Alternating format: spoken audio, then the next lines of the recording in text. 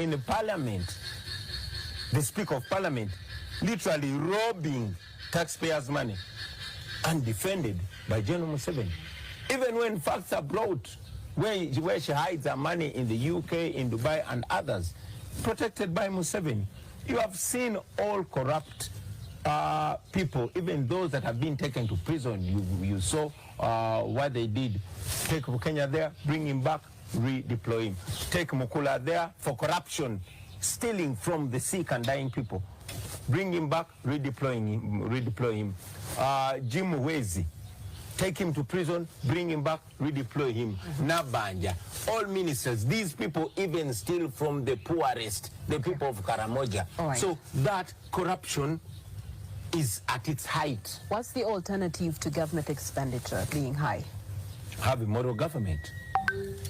Have a moral government. Remove this government that survives on corruption. Corruption is a way of survival for this government, so it cannot stop it. Just remove it and have a government that is willing to tackle corruption.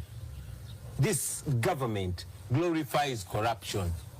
This government has corruption as a way of survival.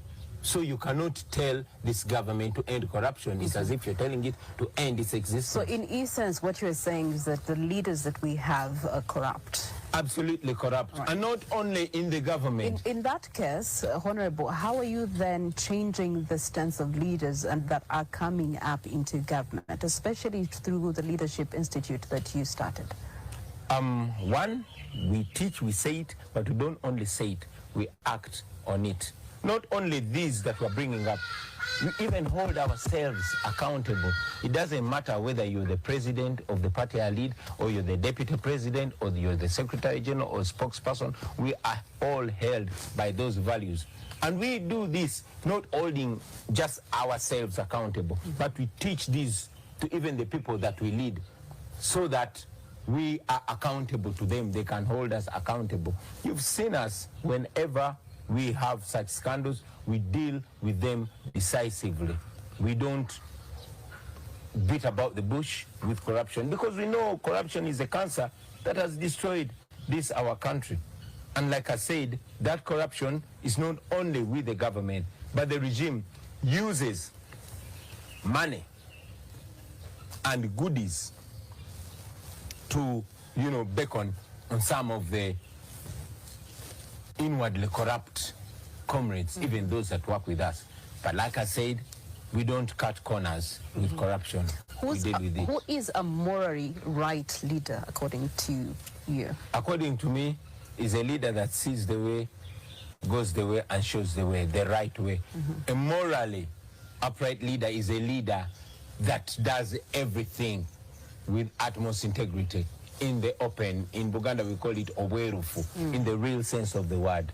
Yeah. Okay. For the Leadership Institute, begs another question. The leaders that are already in public service, are they going to be going through some of these trainings to be able to be better performers at their job? They are. They are. But it does not only end at teaching. We teach these, our comrades, so that we can hold them accountable.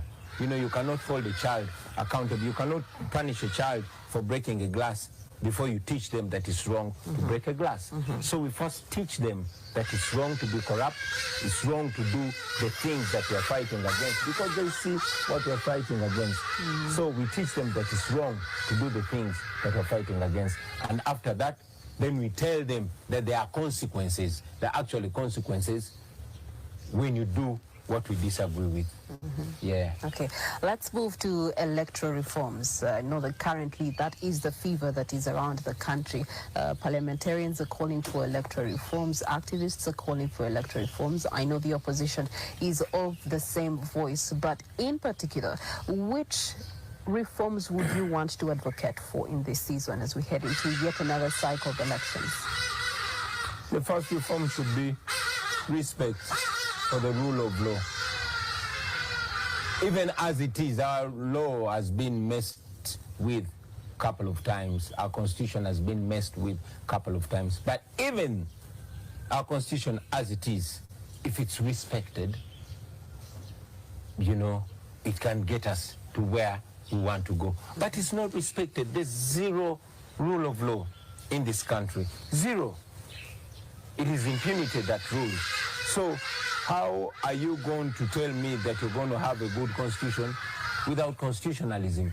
So for us, what we were advocating for is respect, at least basic minimum respect for the rule of law.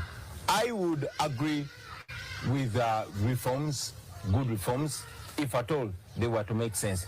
But I'm convinced that they don't make sense at all, especially looking at who brings them, how he or she brings them, and